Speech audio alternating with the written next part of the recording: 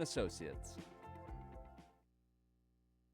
A local pharmacy owner says due to some economic problems and those PBMs, she's going to have to close the doors. I'm Lonnie Walton in Pittsburgh. I'll have that story coming up. Plus, young builders head to Pitt State to take part in a construction camp. And Mocan Dragway plans to blow out the candles on its birthday cake at 200 miles an hour. The 4 states' most watched news starts now. Lindbergh Pharmacy in Pittsburgh is closing its location on North Broadway. This is KOAM News at 6. I'm Tanya Bach. The owner says the decision didn't come easy, but ongoing struggles tied to pharmacy benefit managers, or PBMs, left her with no other option.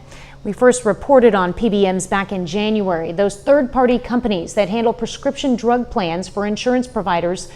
But as KOAM's Lonnie Walton reports, many pharmacists argue they do more harm than good. And now that harm is hitting home. I enjoy working here in the sense of we're all a family for the same end goal. Mallory Gosway is a pharmacy clerk at Lindbergh Pharmacy in Pittsburgh. She says she loves working at this independent shop, just like her co-worker Ashley Cross.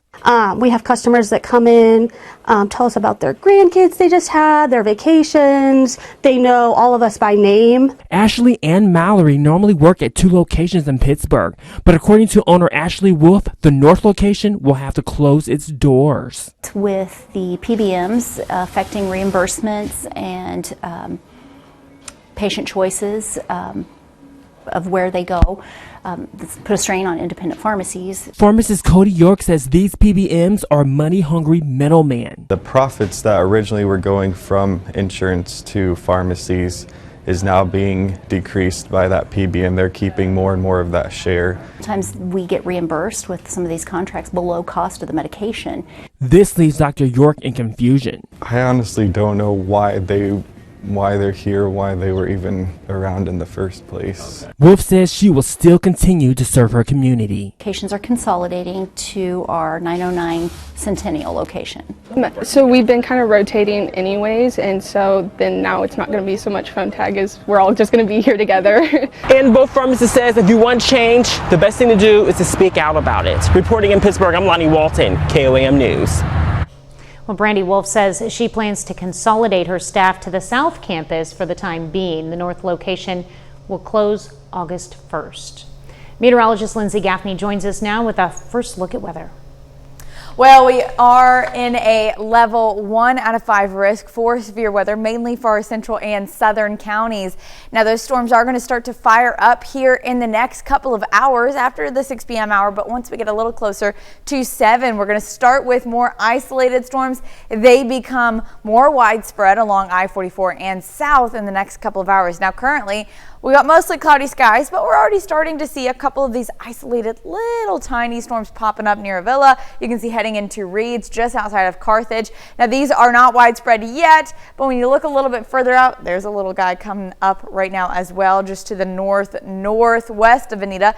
Out in Tulsa, those storms are going to continue to move along I-44 and then just outside of Bartlesville. So those will continue to push in the overnight hours and well into the morning by 8 a.m. I'll have all those details coming up. All right, thanks, Lindsay. Across Kansas City, Missouri, torrential rainfalls triggered dangerous flooding. Early this morning, fire crews performed 18 water rescues for people stranded in their vehicles. And since late Wednesday, more than 5 inches of rain has fallen across Kansas City, marking one of the wettest days on record in July.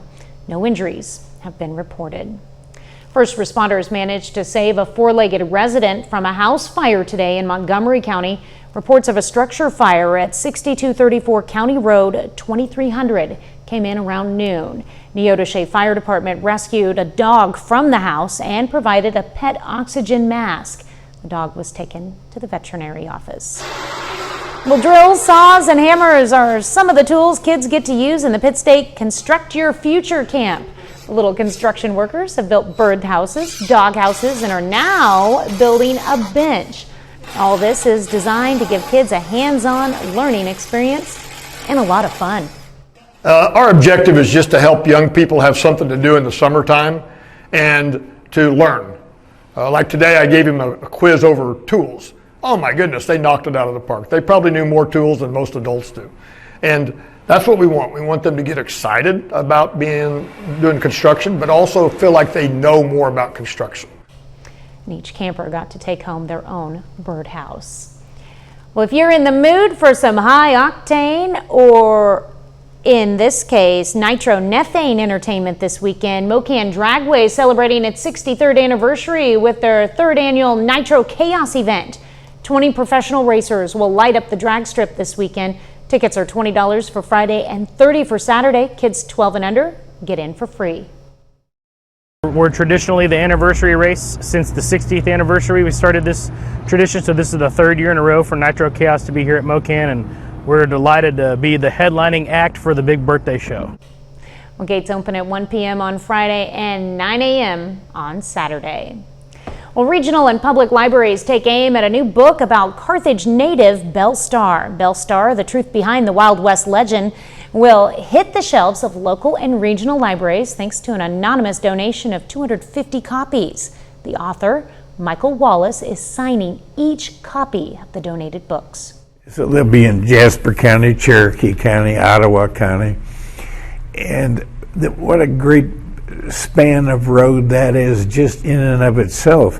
And going to the libraries, going to children who need to learn about history.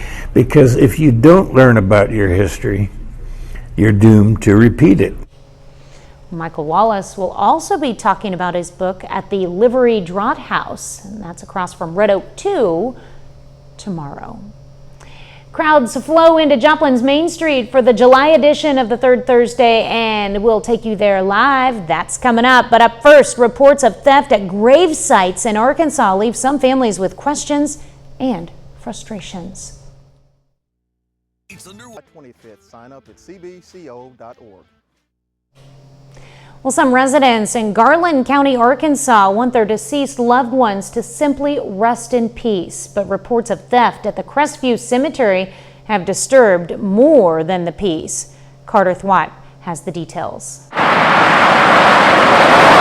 Just off Highway 70 on the way to Hot Springs is where you'll find Crestview Cemetery. And often you can find Hot Springs resident James Jones. I go out there quite frequently, like I was telling you earlier. He's visiting the grave of his son, Joshua, who passed unexpectedly in 2016.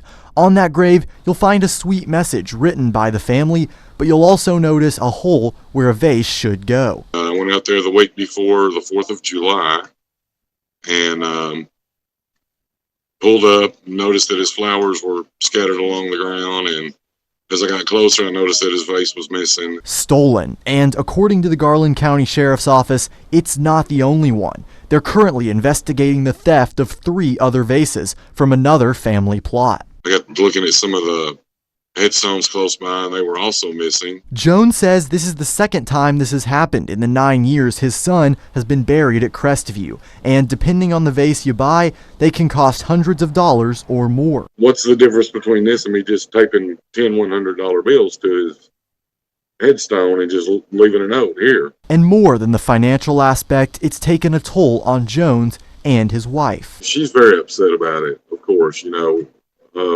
That was her baby, and it's still our baby.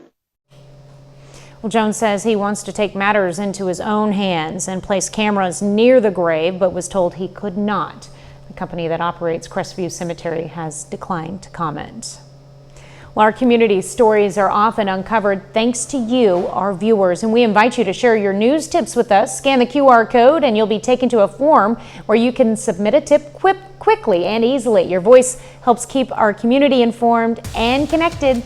Thank you for being a part of the story. A little later, a new book about Wild West legend Bellstar will soon hit area libraries. We've got a preview coming up.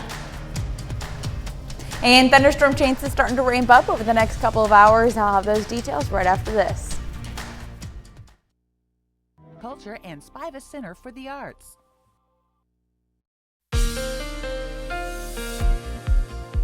Well, we've been a little bit cooler today, actually. Temperatures only in the 80s. Let's go ahead and take a look at our current conditions out there. It feels like 86, but the actual temperature is only about 81.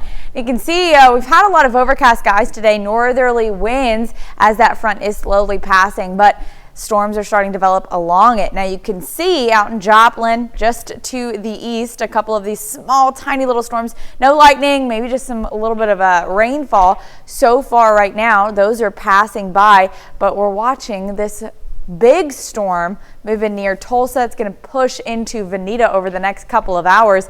Now those are developing along a cold front, haven't quite affected the I-44 South area just yet. You can see Seneca, Missouri still dry, but overcast skies. Now those are going to continue as these storms develop. So getting a little bit later, by 8 p.m., you can see out south of Miami, a little storm pushing in along I-44 and out near Bartlesville as well. You can see Veneta, Miami, all of those will continue to push further in, again, along I-44. Now the Tulsa storm, as it gets in just south of Veneta near Grove into Miami, that's where it's going to be the strongest point of the system. Now this is about 10 p.m.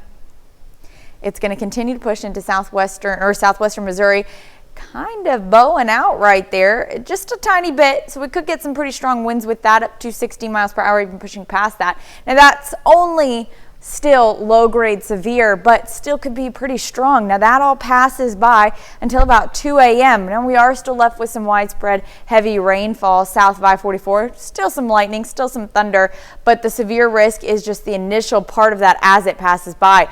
Now we get a little bit further into Friday morning.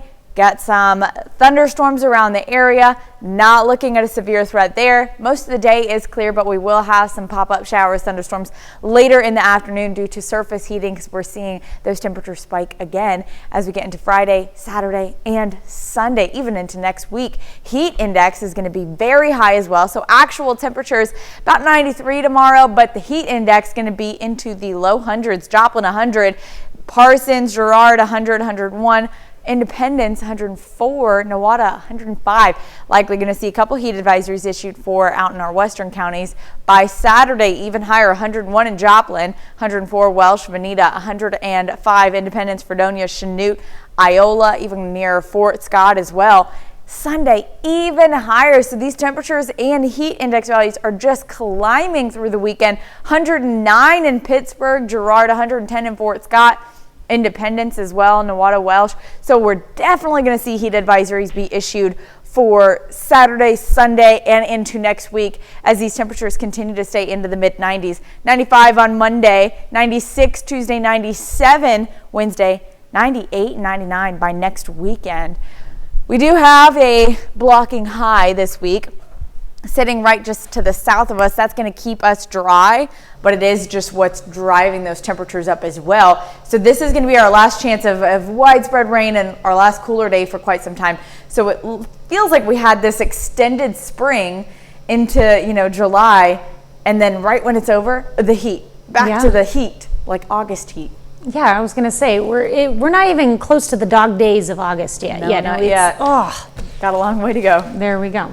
All right, well, it is time for another Third Thursday, Joplin's must-attend community cultural event, and you're looking at a live image of downtown Joplin, where this section of Main Street has come alive with local artisans, music, entertainment, and delicious food. And the theme tonight, as you can clearly see, Waterfest. Come out and enjoy fun water activities for both kids and adults throughout the evening. Now, if you can't make it out, mark your calendar for next month, August 21st, with the theme, the dog days of summer, when it's supposed to be hot. Still ahead, sports director Ryan Blank will take a look at his favorite moments from Tuesday's MLB All-Star Game. And he'll give us an update on Chiefs wide receiver Rashee Rice's investigation after his multi-car accident last year. Food and fun, August 1st at Joplin High School. On Thursday, the Kansas City Chiefs received some unexpected news on the investigation and legal situation surrounding receiver Rashee Rice. This morning, Rice was sentenced to 30 days of jail time and 5 years probation after his involvement in a multi-car accident last year, where police say he was going 119 miles an hour in his Lamborghini. According to the Dallas County District Attorney's Office, the Chiefs receiver has pleaded guilty to 2 third-degree felonies, collision involving serious bodily injury, and racing on a highway causing bodily injury. The judge ruled that Rice can serve the jail time at any point during his probation and receive deferred education, meaning the case will be dismissed if he completes his probation. As the legal side of things have played out, the NFL will move towards handing Rice a suspension for his off-the-field actions. According to sources, the Chiefs believe that Rice may get a suspension of 2 to 4 games. On behalf of his counsel, Royce West, Rice released the following statement, in part saying, "Last March, I was involved in a high-speed chase in Dallas. There have been a lot of sleepless nights thinking about the damages that my actions caused, and I will continue working within my means to make sure that everyone impacted will be made whole." The statement continues with Rice saying, "I am profoundly sorry for the physical damages to person and property. I fully apologize for the harm that I caused." The Major League All-Star Weekend has come and gone with, in my opinion, one of the best matchups in recent history. So let's take a look at my top moments from Atlanta. Starting off with the ABS challenge system, with Tarek Skubal challenging a called ball and it getting overturned for a strikeout against Manny Machado. I think we'll be seeing this across the majors soon, and it would be good for the game. My second moment is Clayton Kershaw. He got a roaring ovation in what could be his final MLB All-Star game. He's one of the best pitchers of all time, and he deserved that recognition, especially after surpassing 3,000 strikeouts this year. One of my favorite things about the All-Star game is having those players mic'd up, and he had a mic while pitching as well. And you can't forget about the home run derby swing-off after a massive comeback from the AL, having all the players go crazy with moonshots launched by stars made this game, in my opinion, the best of my lifetime, especially with the performance from Kyle Schwarber. But the best moment from this All-Star game was the on-field tribute to Hank Aaron, celebrating his historic 715th career home run on the date 7/15. He passed the great Babe Ruth in homers with that swing, and his wife was there to celebrate as well. The Nevada Griffins welcome in the Jefferson City Renegades tonight at Lions Stadium. Griffins are coming off a doubleheader split last night against the St. Joe Mustangs. With only 3 games left and only a half-game lead over Sedalia for the final playoff spot, Nevada needs a win. The Joplin Outlaws, they round out their 4-game series against the Fort Smith Marshals tonight. The Outlaws dropped both games of the doubleheader on Wednesday, marking only the second time this season where Joplin has lost back-to-back games. Their lead, though, has been cut down to a game and a half for the top spot in the standings with less than 3 weeks remaining in the regular season. First pitch is tonight at 7:05 from Joe Becker Stadium in Joplin. And the nice thing about the rain that's coming in tonight, it's all going to be south, so that's good. Good, I don't have to worry about the rain a little bit. Yeah, your game should be okay, hopefully. You know, if I can just according be there to Lindsay. for the first couple of innings, as long as it stays dry while I'm there, I can't complain. All right, that's it for sports. We're back after this. Eubanks Equipment is now your one-stop. A 4-state hero. Hey, here's a look at what's coming up on KOAM News at 9 on Fox 14, how the transition to nuclear power could lead to a major breakthrough in cancer treatment. Plus, experts say avoiding left turns can make your summer road trips safer and cheaper. We'll find out how. And we take you to Joplin's third Thursday Waterfest. Those stories and a lot more tonight on KOAM News at 9 on Fox 14. Final check of the weather. Well, we've got some storms going on this evening, mainly popping up in the next hour or so, continuing into the overnight hours about 4 or 5 in the morning before it tapers off on Friday. But we do have pop-up storms in the afternoon, but then the heat really gets to us this weekend. Heat indices in the low hundreds, likely going to see a few heat advisories be issued, and well into next week as well. So I told Ryan he's headed to the Joplin Outlaws. Yes, he is. Going to bring us those highlights. Do you think the rain will hold off for his game? It should hold off, and mainly staying along and south of I-44 tonight. I paid attention. That's all right.